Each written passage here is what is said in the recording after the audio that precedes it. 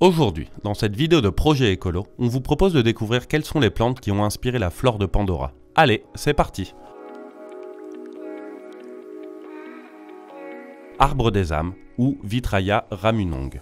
Cet arbre se trouve surtout dans la montagne Alléluia, et bien qu'il fonctionne également avec les humains, il a comme principale fonction de connecter les navis. Il se caractérise par sa grande taille et ses longues feuilles qui tombent sur le sol. Pendant la journée, ses feuilles sont blanches, mais la nuit venue, elles s'illuminent de violet. Cet arbre ressemble au saule pleureur. Les saules ont les mêmes feuilles que l'arbre des âmes. Graines sacrées.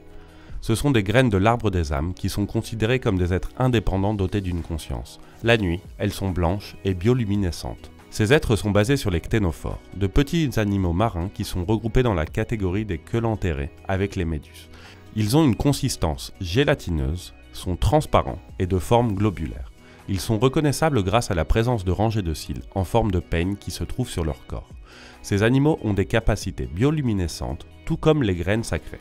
Arbre des voix. C'est un arbre sacré de Pandora où les prières des navis sont entendues et parfois exaucées par les ancêtres. Comme l'arbre des âmes, c'est une représentation bioluminescente d'un saule pleureur. Octoshroom. Ce sont des champignons géants bioluminescents et toxiques que l'on peut trouver sur Pandora. Ils sont la représentation des champignons basidiomycètes qui existent sur notre planète. Ils ont la particularité d'avoir une ombrelle qui s'élève sur un stipe. Ils mesurent généralement jusqu'à 15 cm de haut et ne sont pas gigantesques. Il existe 112 espèces connues de champignons bioluminescents.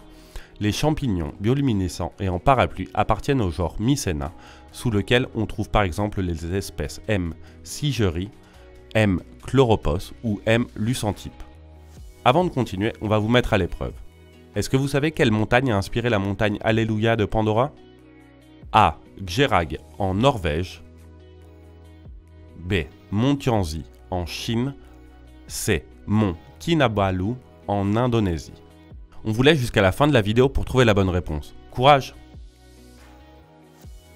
Fibonacci. Cette plante pousse en s'enroulant tout en suivant la séquence de Fibonacci, qui est un principe mathématique où un nombre de cette séquence est le résultat des deux précédents, ce qui donne une forme de spirale croissante. Cette plante est recouverte d'algues avec lesquelles elle forme une symbiose.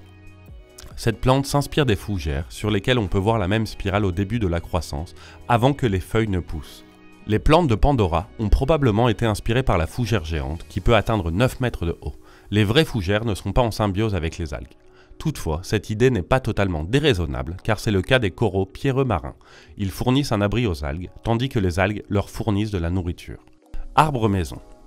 Différents clans de Pandora y vivent et ils sont si grands, entre 100 et 300 mètres de haut, qu'ils peuvent abriter des dizaines de navires en même temps.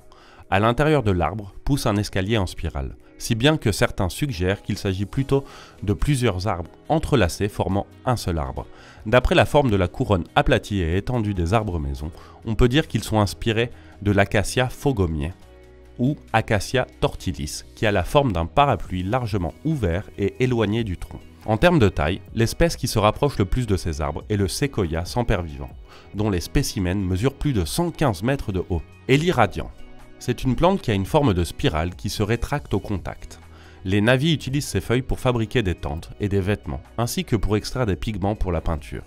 Bien que l'éliradiant soit une plante terrestre, elle est identique au ver de l'arbre de Noël que l'on trouve dans les mers tropicales associées aux récifs coralliens. Il s'agit d'un ver annelidé qui se développe en spirale vers le haut, avec une couronne de tentacules sur toute la marge. Et pour en revenir à la question qu'on vous a posée, vous avez trouvé la bonne réponse? La bonne réponse est B. C'est la montagne Tianzi qui a inspiré la montagne Alléluia qu'on voit dans Pandora. Si vous voulez en apprendre plus sur les plantes, c'est par ici. Est-ce que vous avez vu les films d'Avatar? Dites-le nous en commentaire et n'hésitez pas à vous abonner. En attendant, à bientôt les écolos!